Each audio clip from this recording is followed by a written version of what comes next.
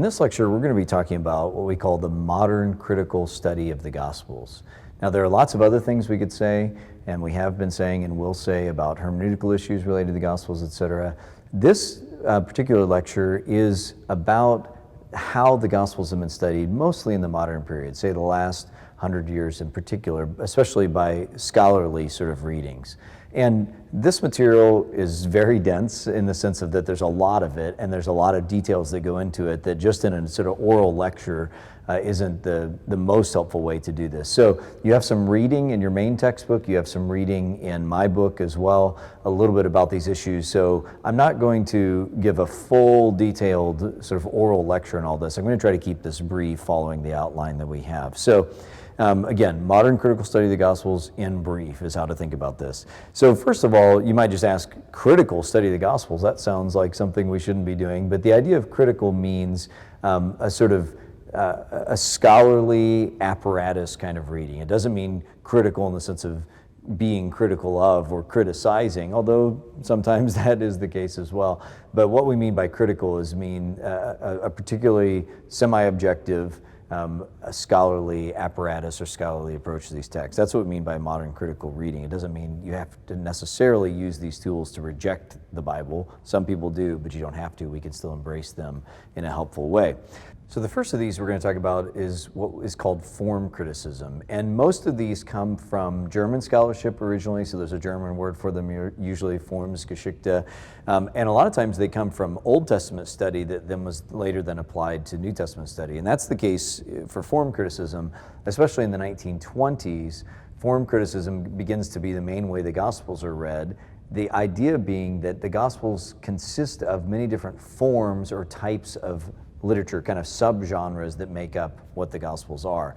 And there are three main components that go into the form critical approach to the Gospels. The first is that each Gospel passage or each passage of the Gospels is broken up into what are called a pericope or pericopes, or if you want to use the Latin, pericopi. But this is where we get this word pericope, that is not periscope, as your Word document will try to autocorrect it to, but pericope just means a cut around portion. So you can think of each of the Gospels as little stories. So you start with the idea of a pericope, and then you ask yourself, what form or what type of literature is this particular pericope? Is it a parable? Is it a fairy tale? Is it a miracle story? Is it a proverb, proverbial wisdom saying where the point is the first shall be last, last shall be first? Is it a pronouncement story? And these are all different types or forms of literature. So you start by cutting up the Gospels into these individual pericopi, and then each of these forms, after they're analyzed as a certain kind of form, is ascribed to a particular context in the life of the church.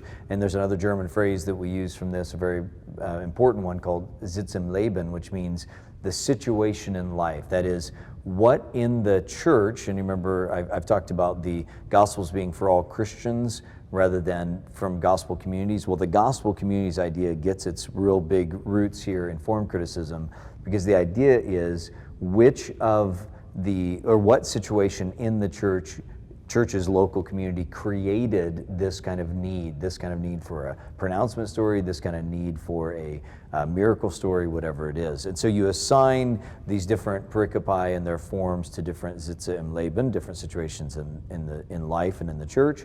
And then thirdly and finally, the oral history of each of the gospel pericopes is speculated upon. So form critics suggested that the gospel stories and sayings existed in many different, for decades, in an oral tradition. So a big part of this, there's an oral tradition, and they circulate widely, and then eventually they get put together into these gospel accounts, and sometimes even a haphazard way, but with some structure. But the big focus is on where each of these stories originally came from in the church and in their creation and the kind of oral history of them.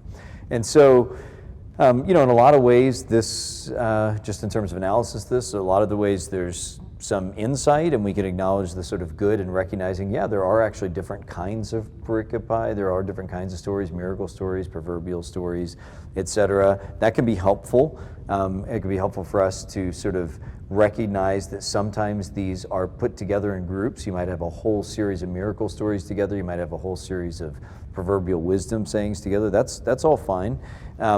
And so in fact, we can benefit from recognizing that there are groups, kind of subgroups within the gospel of collections of these types or these forms of stories. So despite some of these helpful thoughts from form criticism, there are some major problems with it. One is that the idea that each of these gospel stories and sayings existed for a long time in a kind of free-floating oral tradition, there's really not good evidence of that at all. And in fact, there's some serious problems with that, especially in light of the idea that the Gospels were always attached to eyewitness testimony. And I'll reference here Richard Bauckham's very important book, Jesus and the Eyewitnesses. And the idea that there were these stories that nobody really cared if they were true or nobody really cared where they came from, it doesn't really hold with evidence from the first century that people cared about trustworthy eyewitnesses, that they didn't just care about general stories. They wanted to hear who was really there and who really heard it, and is that person trustworthy? So the idea of free-floating oral traditions that is kind of the basis of form criticism is problematic in a very significant way, and that's probably the biggest issue, and there are other things that come from that. But the whole construction of form criticism being this sort of haphazard thing that doesn't focus on what the evangelists themselves have put together, but focuses on kind of a super behind the text way of reading the speculated history of each of these stories is very speculative. Much more helpful probably, and actually much older, is the next thing to talk about, and that is source criticism. And in some ways it's kind of weird to call this a modern critical approach, because in a lot of ways what we now call source criticism is something that was going on from the very earliest days of the church, and that is trying to figure out how the Gospels relate to each other. Okay, and maybe I shouldn't say the very earliest days of the church, but pretty early on, the church, once they establish that they have 4 canonical Gospels, it becomes apparent that there's a lot of overlap between them, what we call the synoptics, the 3, and then there's some difference between the synoptics and John as well. The point being that when you take the fourfold gospel book together, it creates a lot of joy and a lot of great strength, but it also creates some problems. And that is, who's using whom, or are they all independent? And not only why are they so similar, but why are they so different as well?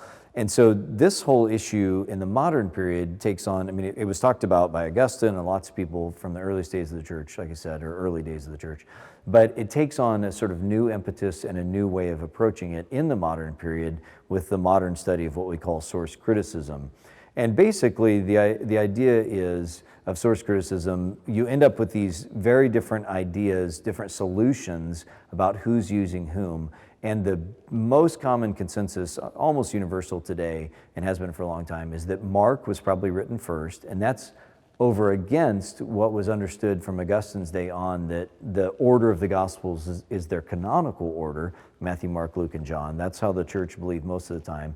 But most of us would now understand that historically Mark was probably written first, and then you have all these different theories that you've seen in your book, and we can talk about in other formats as well, different ways in which the rest of the Gospels relate, particularly Matthew and Luke. You've got the creation of the idea of Q, which is a source that they share, and different ways those theories are put together that, again, it's not really helpful in this kind of oral environment to kind of just try to go through all those. It's better to see it on charts and graphs, and we have opportunity to do that in other formats. So the point is, all these different theories develop about who's using whom and how to relate them together. That becomes a big focus of discussion for the gospel scholars in a lot of the 20th century. Now that approach actually leads into another approach that we call redaction criticism, which is getting a little bit more helpful and closer to us in terms of interpretive help.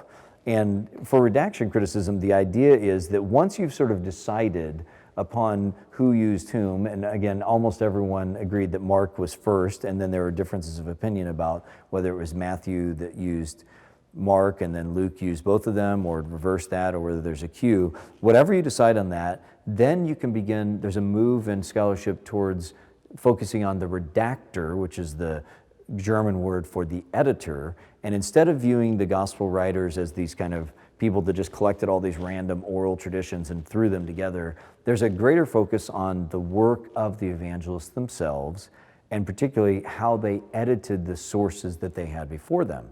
So that's why source criticism is kind of necessary to decide before you do redaction criticism. So for example, You might look at the walking on the water story in Mark's version, and then when you read Matthew's version, you see that maybe some of the details are gone, he adds other details, and he adds this extra little piece where Peter comes out on the water and walks to Jesus as well. That is just a simple example, and you can get into very great detail about this, of doing redaction critical work, where you look at one source and then you say, how did the next evangelist who used it, how did they change things or do things the same or emphasize different things or adjust things a little bit? How did they redact it? And you can imagine, again, like all these criticisms that I'm walking through, there's pros and cons to them. One big advantage of it is that it can provide a very helpful way of gaining insight into things that have happened because the evangelists did use other evangelists. But on the other side, you can, of course, overdo this. It sort of depends that you've nailed down all the source critical decisions. And then it also means that sometimes you can start focusing rather on what each evangelist is actually talking about and instead do all this behind the text kind of reading only. And that's why, if you think back to the three avenues, that redaction criticism, in fact, all these criticisms are in that column of behind the text, because they really don't end up focusing on the text per se, but they end up focusing on what somebody did to change the text, which again is really helpful and can be really beneficial.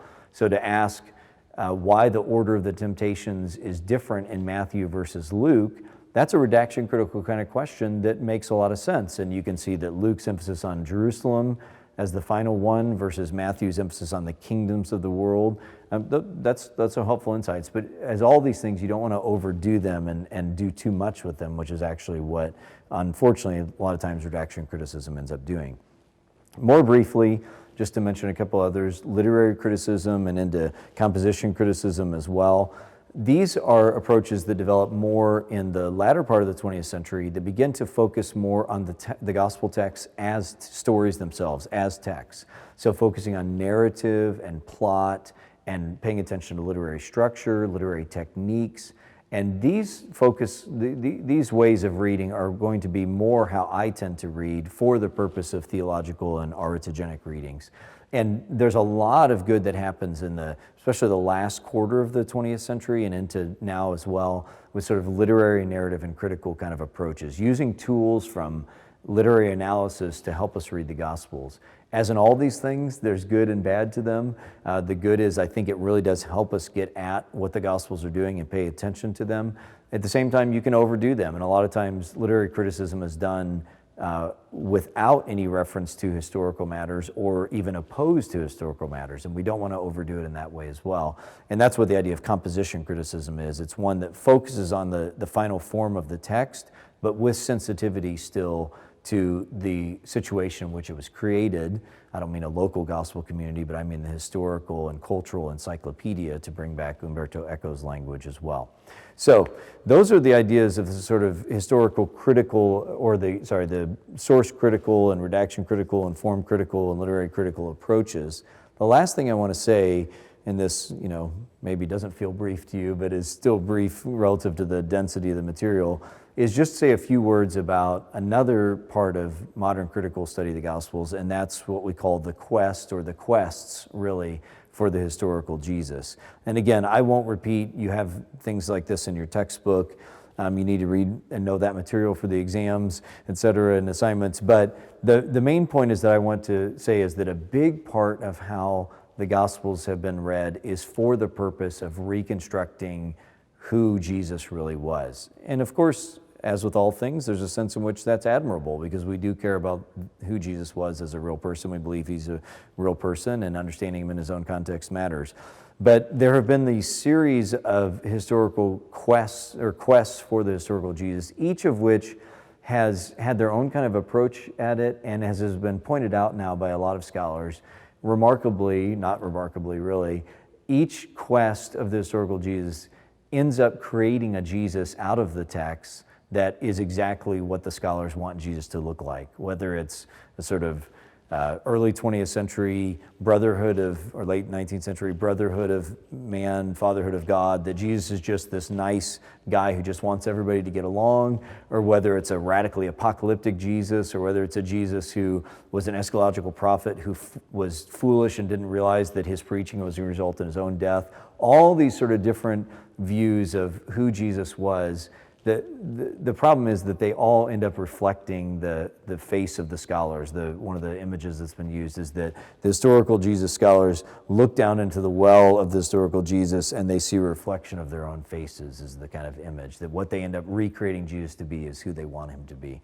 And I agree with that, and there's been a lot of helpful critique of historical Jesus quests by all kinds of people, Tom Wright and Dale Allison and Joel Willits and others who have recognized that, of course, we care about history, but the whole quest for the historical Jesus ends up being a potentially very problematic sort of enterprise for epistemological reasons, for critical reasons, for agenda reasons, et cetera. So again, there's material that we'll provide for you and talk about in other formats that relate to this issue, but it's just important to raise as one issue when we talk about the modern study of the Gospels, and to emphasize, to emphasize that when I'm teaching you how to read the Gospels, we're not going to put a lot of weight on the behind the text issues and especially the quest for historical Jesus.